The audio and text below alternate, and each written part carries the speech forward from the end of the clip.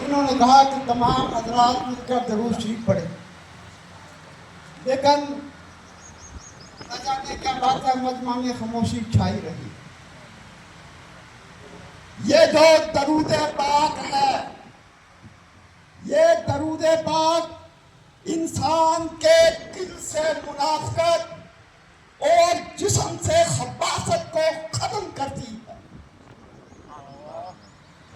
اور جب انسان درود پاک پڑھتا ہے، نبی کریم صلی اللہ علیہ وسلم پر درود و سلام بھیجتا ہے، تو ہر انسان کے ساتھ دو فرشتے ہوتے ہیں دونوں کندھوں پر۔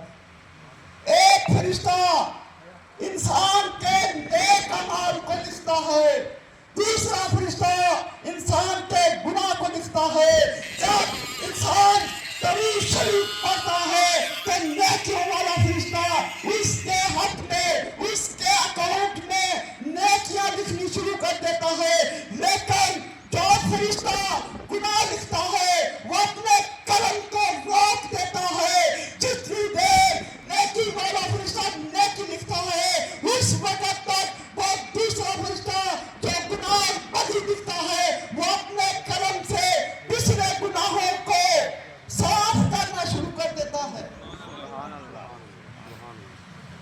تو تمام حضرات مل کر محبت سے، خلوص سے، دل سے، عقیدت سے، احترام سے درود پاک پڑھیں۔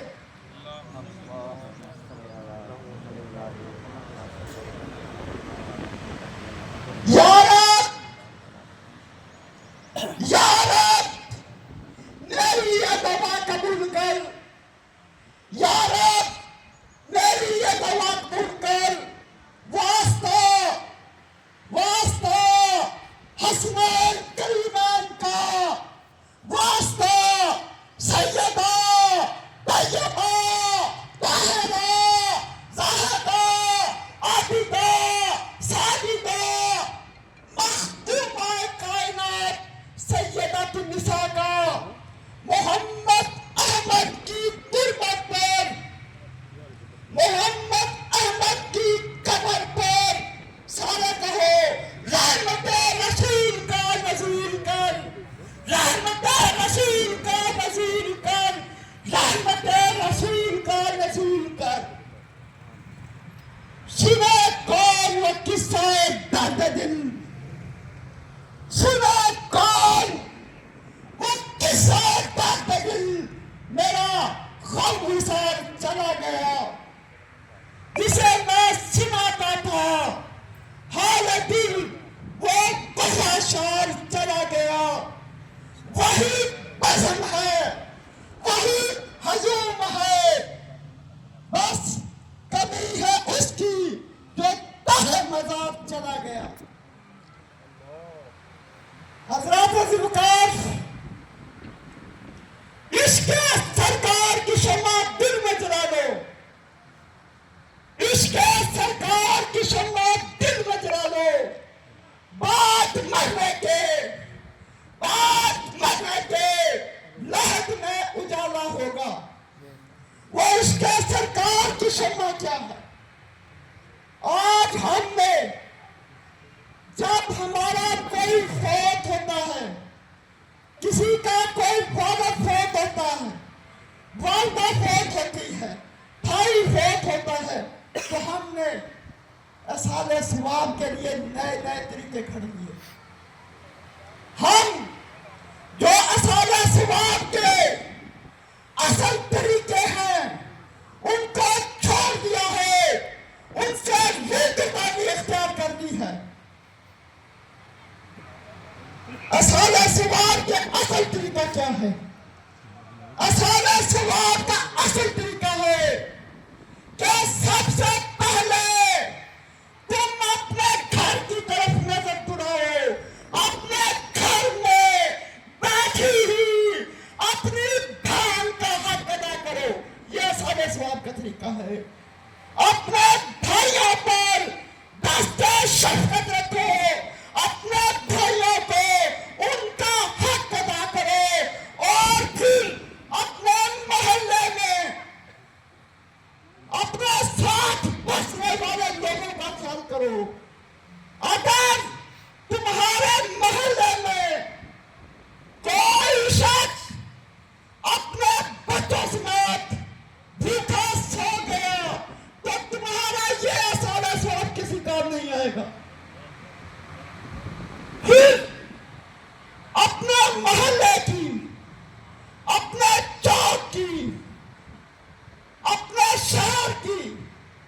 مساجد و مدارس کا خیال کرو.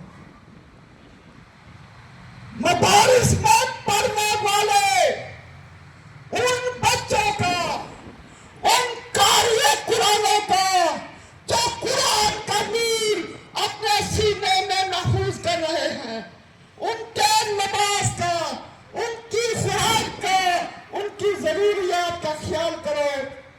ان کے پڑھنے کے لیے قرآن پاک کا نسخہ ہدیہ کرو. حضرات ذوالفقار اصحاب اسواب کا جو اصل طریقہ ہے، وہ رب العالمین نے اپنی پاک بابرکت مقدس مطہر کتاب میں بتا دیا ہے. اور وہ کیا ہے؟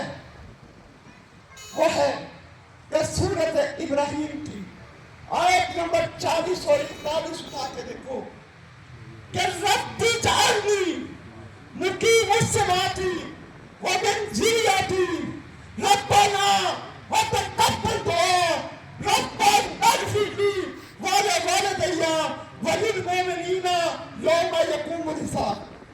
جب انسان نماز میں اتحیات میں بیٹھتا ہے تو یہ دعا کرتا ہے، اور یہ دعا اپنے والدین کے مغفرت کی دعا ہے، دوسرے لوگوں کی دعا ہے، خود اپنے لیے یہ دعا ہے. اس دعا پر عمل کرتے ہوئے آج ہمیں موت پڑتی ہے، آج ہم نے نماز کو ترک کر دیا ہے. آج تو ہر گھر میں پریشانیاں ہیں وہ سنت مصطفیٰ سے دوری کی وجہ سے. اور آج ہم جس اپنے بھائی کا، جس اپنے دوست اور عزیز کے اصحاب اسواب کے لیے اکٹھے ہوئے ہیں، یقیناً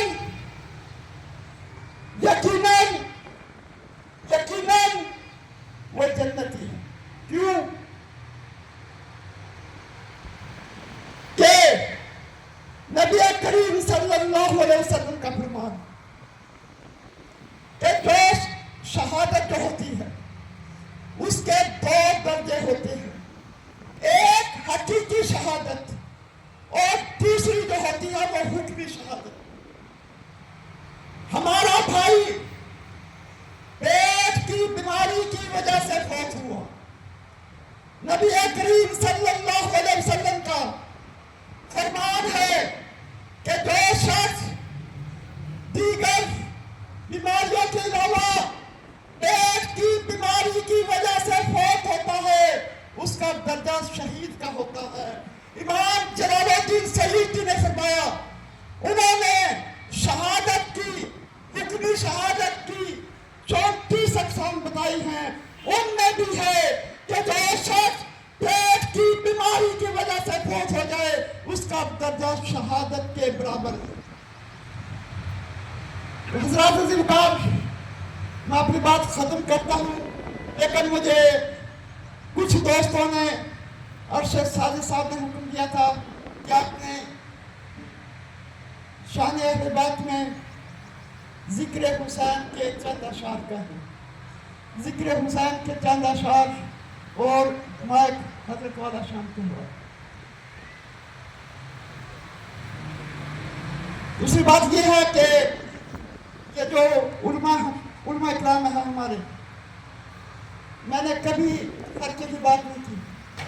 میرے نزدیک تمام علماء اکرام ہمارے سر کا تاج، چاہے وہ دیوبندی ہو، بریلوی ہو، اہل حدیث ہو، تو قال رسول اللہ صلی اللہ علیہ وسلم کا درس بھی میرے رسول پر بیٹھ کر دیتا ہے، وہ ہمارے سر کا تاج.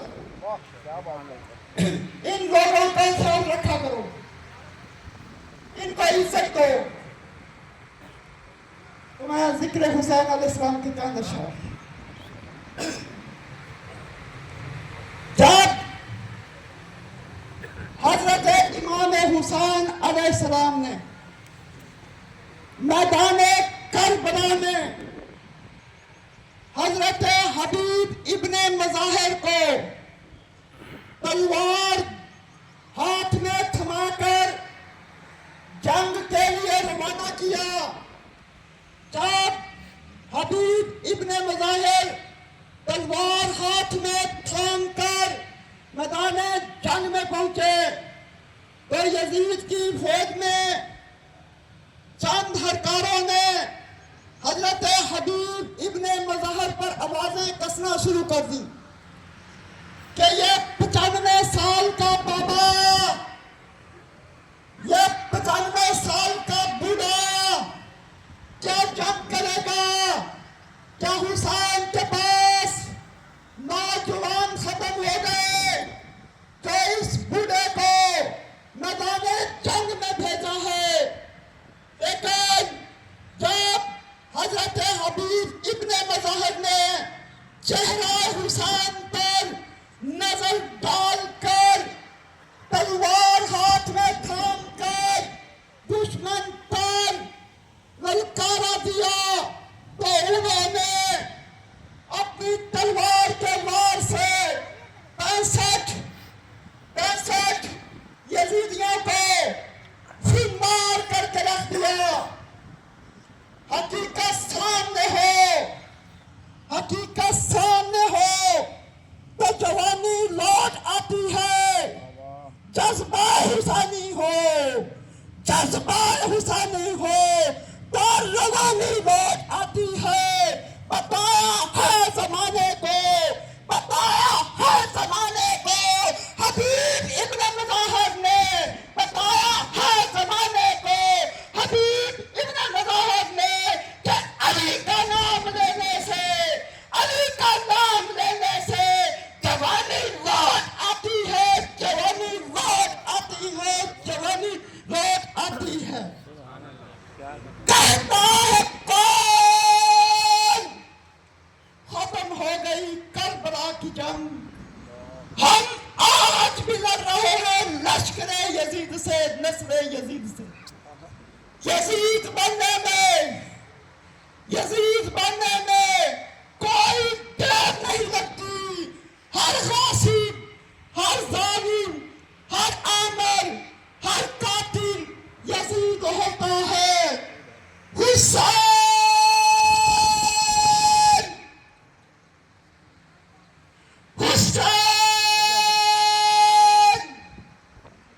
حسین خود نہیں بنتا، خدا بناتا ہے. کملی والا کندھوں پر بٹھاتا ہے.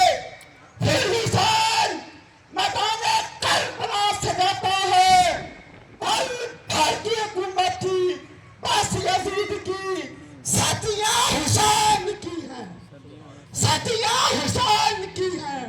زمانہ حسین کا کالی والا ہے.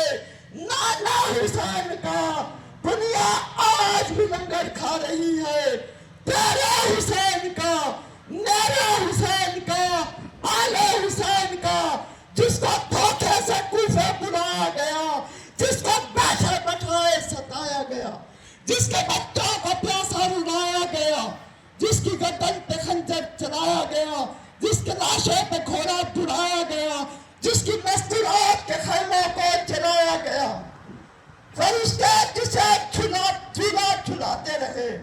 نبی جس کو کندھوں پہ بٹھا کے مدینے کی گلیوں کا طواف کراتے رہے. سر سجدہ میں رکھ کر نوش کر لیا جس نے شہادت کا جام. اس حسین ابن حیدر پر لاکھوں سلام، لاکھوں سلام، لاکھوں سلام، لاکھوں سلام.